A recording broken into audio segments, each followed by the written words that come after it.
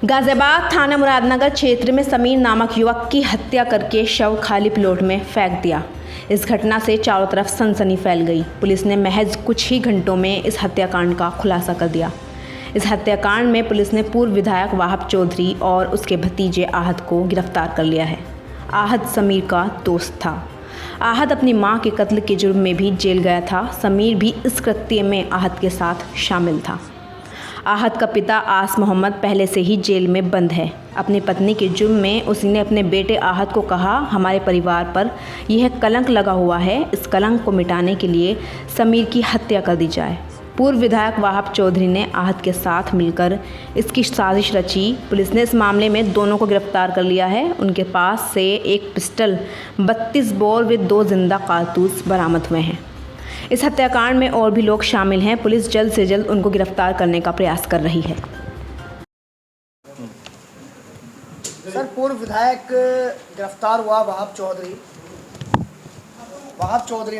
चौधरी जो हत्या हुई थी कल, उसमें उसका खुलासा हुआ, तो वाहब चौधरी का उसमें कितना हाथ था, कितना रोल था?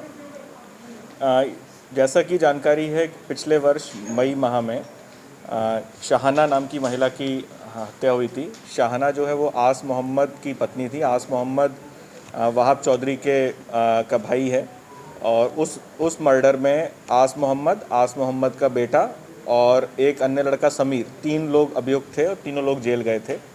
उसमें समीर और आहत की ज़मानत फरवरी मार्च माह में लगभग हुई है।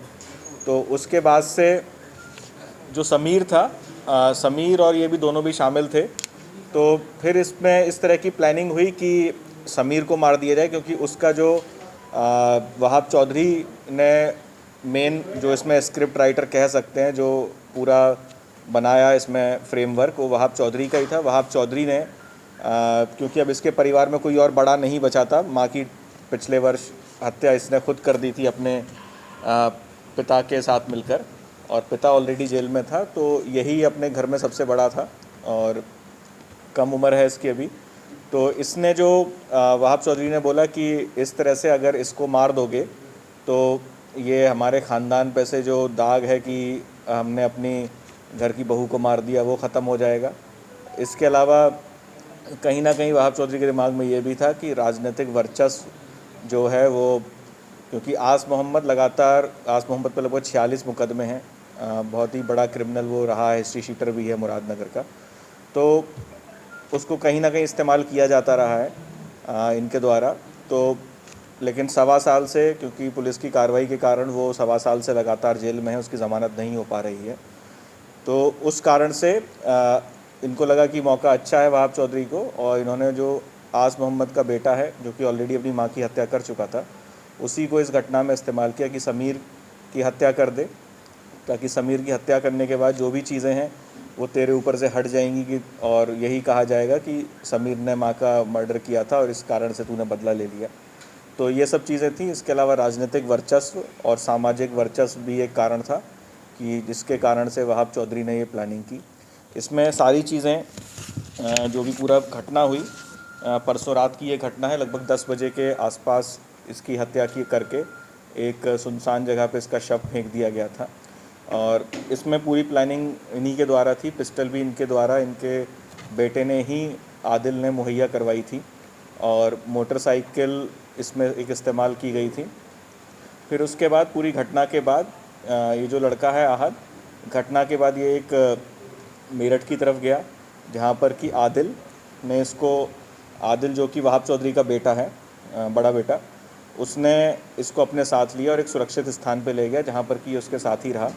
फिर हम लोगों ने जब इसको गिरफ़्तार किया आहत को, तो शुरुआत में तो जो कहानी इन्होंने सिखाई थी उसको कि तुझे सब चीज़ें अपने ऊपर लेनी है ताकि हम लोग बचे रहें और हम तुझको छुड़वा लेंगे, इन्होंने इसको भरोसा दिलाया, क्योंकि इसकी कम उम्र है और पहले भी जिस तरह का ये कृत्य कर चुका है अपने फादर के कहने पर, अपने पिता के कहने पर, तो इतना ज़्यादा इसके सोचने समझने की क्षमता नहीं है। तो इसने ये कृत्य भी कर दिया और इसको लगा कि हाँ, ये मुझको जल्दी छुड़ा लेंगे, क्योंकि पहले लगभग ये 8-9 महीना जेल में रह के आया था, तो इसको लगा फिर से ये जल्दी छूट जाएगा और ओवरऑल सब चीज़ें इसके फेवर में जाएंगी। लेकिन क्योंकि जब हमने उससे थोड़ा सा और पूछताछ की, तब उस लड़के ने पूरी बातें बताईं, और इसके अलावा और भी चीज़ें जो थीं सब चीज़ें कॉरोबरेट की कि किस तरह से कॉल्स की गई, किस तरह से क्या किया गया, किस तरह से आदिल का जो इनका बेटा है उसका मूवमेंट हुआ इसको लेने के लिए, इसको लेके वो एक अलग स्थान पे गया। तो सारी चीज़ें इस तरह से रहीं। बाकी इस लड़के से जो घटना में पिस्टल इस्तेमाल की गई थी, कंट्री मेड पिस्टल, वो भी बरामद कर ली गई है। और इस तरह से इसमें अभी और भी नाम हैं जो इसके लड़के के साथ घटना में शामिल थे। उन लड़कों की गिरफ्तारी शेष है और इसमें अन्य लोगों की भी गिरफ्तारी शेष है। जैसे ही और भी लोग गिरफ्त में आएंगे उनसे और पूछताछ के आधार पर अगर इसमें आवश्यकता लगेगी या इस पूरे घटनाक्रम में और लोग शामिल होंगे तो उनका भी नाम इसमें बढ़ाकर पूछताछ में क्या बताया वहाब चौधरी ने? पूछताछ में बहुत ज़्यादा इनके द्वारा जानकारी नहीं दी गई, लेकिन हाँ इस बात का इनको था कि इन्होंने इस तरह का कृत्य किया है जो इनसे बात करने से पता चला और इन्होंने इसको इस्तेमाल किया है पूर्ण तरीके से अपने भतीजे को। और इस तरह के काम ये पहले भी कुछ ना कुछ इस तरह की एक्टिविटीज़ में इन्वॉल्व रहे हैं। इनमें काफ़ी लोग जो हैं इनके घर के भी काफ़ी लोग की क्रिमिनल हिस्ट्री वगैरह की चीज़ें हैं। तो काफ़ी अच्छी कार्रवाई की है थाना मुरादनगर पुलिस ने और इसमें बहुत ही जल्द और भी लोग जो इसमें शामिल हैं पूरे घटनाक्रम में, पूरे साजिश में, उनको भी बहुत जल्दी हम लोग चिन्हित करके जेल भेजेंगे। सर महिला की जब हत्या हुई थी उसमें वहाब चौधरी का क्या रोल था, क्या हाथ था और उस समय चूक कहाँ रही? ये घटना पिछले वर्ष मई की है, तो इसकी भी हम लोग जांच कर रहे हैं कि उस घटना में भी वहाब का क्या रोल था। अगर उसमें भी वहाब का रोल निकल के आएगा, अपने हम एविडेंस बेस्ड चीज़ें करेंगे। अगर उसमें भी वहाब का रोल निकल के आएगा तो उसमें भी आवश्यक कार्रवाई उसमें की जाएगी उसके अकॉर्डिंग। सुनने में तो यार आ रहा था कि वहाब चौधरी का आस मोहम्मद परिवार से कुछ लेना देना था 20 वर्षों से। ये कहना अगर लॉजिकली देखें तो बिल्कुल गलत है। जब आदिल पिस्टल दे रहा है, आदिल शरण दे के लेके जा रहा है, वहाब और आदिल लगातार संपर्क में, जो कि उनके कॉल डिटेल से पता चल सकता है।